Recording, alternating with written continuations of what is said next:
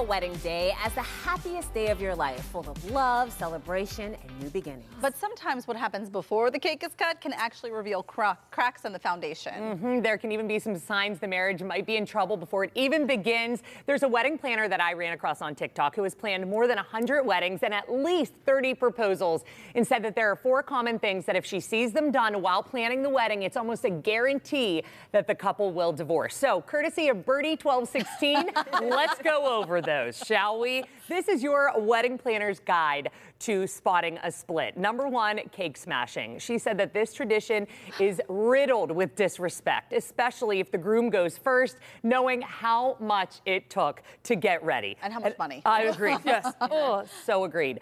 Wedding budget disagreements. This goes on, especially, she said, behind her back. When you hire a planner and you are calling saying, hey, I know that John said no to adding these flowers or adding this specific wine, champagne at the bar, but just do it. We'll deal with it later. That kind of stuff happening before you say I do is a clear indication that there's very little trust in this relationship.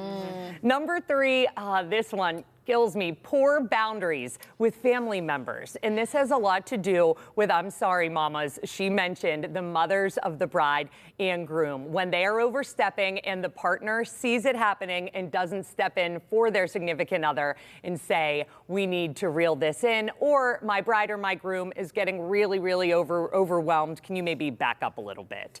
The 4th one, this one I know so many of you are going to say, no, my husband had no interest, but an uninterested planning partner. Oh my gosh. She said from the get, if you have a groom specifically who is just not really interested in being involved, that kind of goes to show how he is going to be for the rest of your marriage. You know what? The first one and the last one, those really bug me. The cake smashing.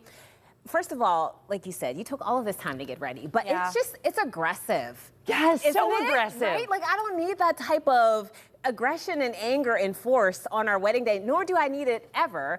And the last one, just if your partner is uninterested in helping you plan the biggest day of your life, then that should tell you something. I think there's a big difference, though, between a smash and a little boop. Oh, totally. We're total, yes.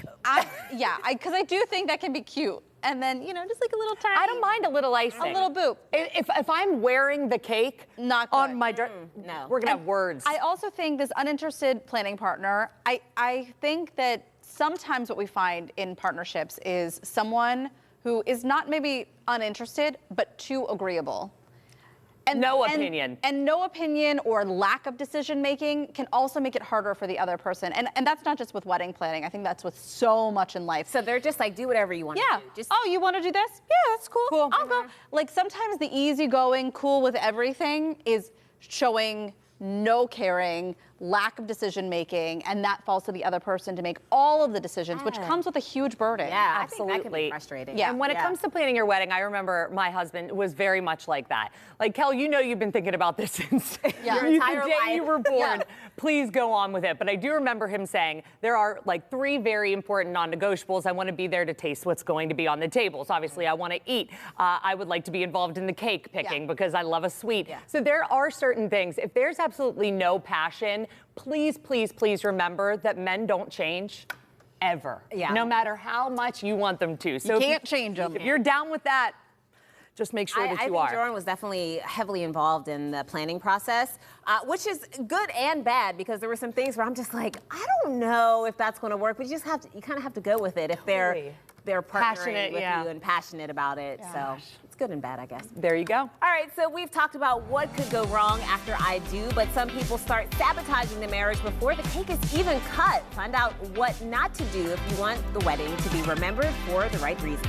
And as Breast Cancer Awareness Month begins, we are spotlighting post-mastectomy tattooing. It's deeply personal service. It's helping women heal and wear their strength with pride. That conversation is next. Talk Pittsburgh. We'll be right back.